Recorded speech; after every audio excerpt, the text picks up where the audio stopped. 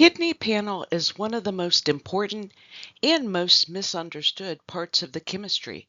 Clinicians see an elevated BUN and creatinine and immediately say kidney failure, but that's often wrong. Today we're going to look at what these markers actually measure, what can falsely elevate or lower them, and how to use the whole picture, including the urinalysis, to figure out what's really going on. This is a systems approach. We're thinking about what the kidneys do and where in that system the problem might be. Before diving into the numbers, let's remember what the kidneys actually do. They're not just a filtration system. They regulate fluids, electrolytes, acid-base balance, blood pressure, and even red blood cell production through erythropoietin. The functional unit is the nephron, and here's the critical concept. Kidneys have enormous reserve capacity. In dogs, BUN and creatinine don't rise above the reference range until approximately 75% of the functional nephron mass is lost. That means by the time the chemistry looks abnormal, significant kidney damage has already occurred. This is why early detection tools like SDMA matter so much. UN stands for blood urea nitrogen, and it's often the first number people look at on a kidney panel, but it's also the most nonspecific. Urea comes from protein breakdown and is made in the liver. It's filtered by the kidneys, so anything that increases protein load, a high protein diet, gastrointestinal bleeding where blood is digested as protein, will raise BUN without any kidney problem at all. Dehydration raises it too because sluggish blood flow means slower filtration and more tubular reabsorption of urea. And here's the twist. Severe liver disease actually causes a low BUN because the liver can't make urea. BUN is useful, but never ever interpreted alone. Creatinine is more reliable than BUN because it comes from a consistent source, muscle metabolism, and once it's filtered by the glomerulus, it stays in the urine. It is not reabsorbed. That makes it a better reflection of how well the glomerulus is filtering, but it has its own limitations. Muscle mass matters. A severely emaciated cat or a small-framed dog may have a creatinine that looks perfectly normal even when kidney function is significantly impaired, because they don't have much muscle to produce creatinine in the first place.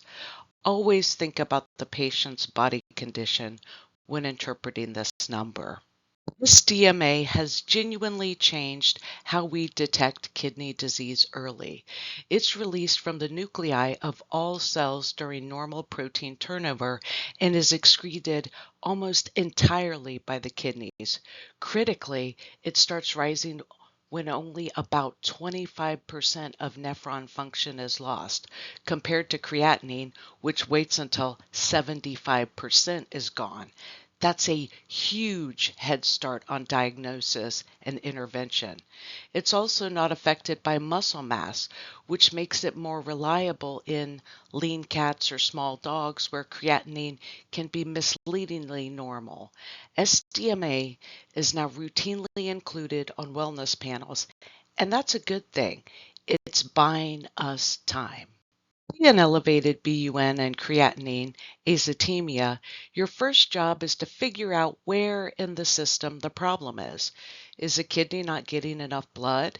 That's pre-renal azotemia, and the kidney itself may be perfectly fine. It's just underperfused. The urine will be concentrated because the kidney is working hard to conserve water. Is the kidney itself damaged? That's renal azotemia, and the urine will be dilute because the nephrons can't concentrate normally. Or is something blocking urine from getting out? That's post-renal, a urethral obstruction or a ruptured bladder. This is why you cannot interpret azotemia without a urine-specific gravity. They go together every single time. I want to say this clearly. Urine-specific gravity is one of the most powerful tests in veterinary medicine, and it costs almost nothing. The kidneys of a healthy, slightly dehydrated dog should produce very concentrated urine, a urine-specific gravity above 1.030. If you have a dog with elevated creatinine and a USG of 1.012, that's isothenuria. The kidney is concentrating urine at exactly the same level as the plasma filtrate flowing through it, which means the tubules have lost concentrating function. That combination, azotemia plus dilute urine, means renal disease is present until proven otherwise. Always run both together. The kidney panel isn't just BUN and creatinine. Electrolytes fill in the picture. Phosphorus is excreted by the kidneys, so when the kidneys fail, phosphorus builds up, and hyperphosphatemia drives a cascade that worsens mineral imbalance and contributes to secondary hyperparathyroidism in chronic kidney disease patients. Potassium is critically important.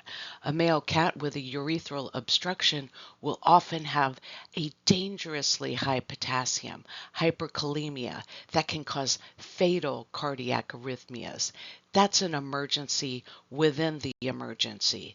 And in chronic kidney disease cats, potassium often goes low over time, hypokalemia, which further weakens muscle and kidney function.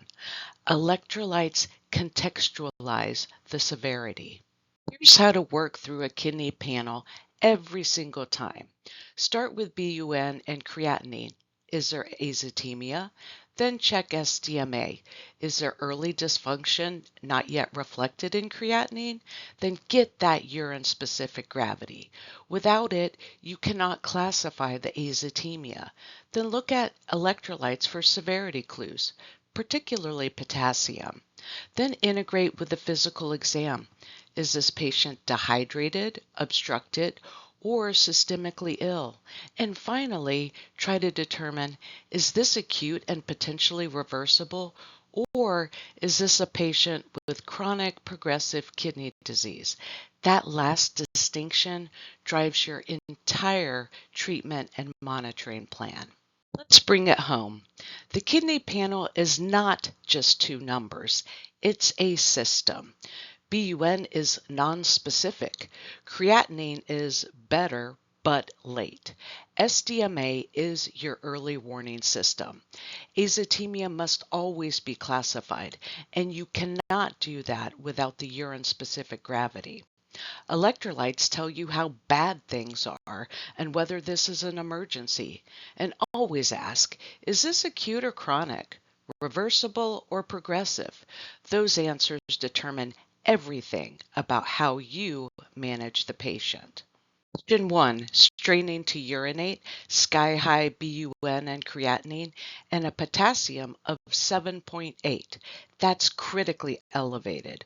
What type of azotemia is this? And before we even talk about the kidneys, what do we need to address first? This is a urethral obstruction, post-renal azotemia, and it's one of the most common emergencies in small animal practice. The azotemia here is not from kidney disease. The kidneys may be perfectly healthy. It's from back pressure because urine can't get out. But the most immediately life-threatening problem isn't the high creatinine, it's the potassium of 7.8. At that level, the cardiac conduction system is in real danger. Bradycardia is your warning sign. Before you even thread a urinary catheter, you need IV access and calcium gluconate to protect the heart. Then relieve the obstruction, restore urine flow, and watch the potassium come down with fluid diuresis. The sequence matters. Question 2. Normal creatinine, mildly elevated SDMA. The dog feels fine. Is this a false alarm? Should we recheck? Or is this telling us something important? What do you do with this? Exactly what SDMA was designed to catch. The creatinine looks fine, but SDMA is telling you that somewhere around 25% of this dog's nephron mass may already be non-functional. In an 8-year-old lab, this is clinically meaningful. It's not a panic moment. It's an early warning that lets you intervene before the disease progresses to overt renal failure.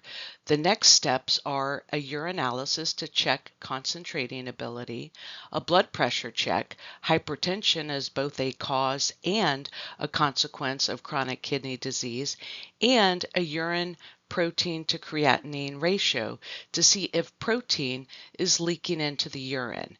Then you stage the patient using the IRIS guidelines and build a monitoring and management plan. The dog just gave you a gift: early detection. Question 3. Thin older cat, drinking a lot, losing weight, high BUN and creatinine, urine specific gravity of 1.011, elevated phosphorus. Is this pre-renal? Could she just be dehydrated? What does the urine specific gravity tell you? And what is the phosphorus adding to the picture? Classic feline chronic kidney disease. The key is the urine-specific gravity. A USG of 1.011 is isosthenuria. The kidney is producing urine at the same concentration as the plasma filtrate, meaning the tubules have lost the ability to concentrate. A dehydrated cat should have a USG above 1.035.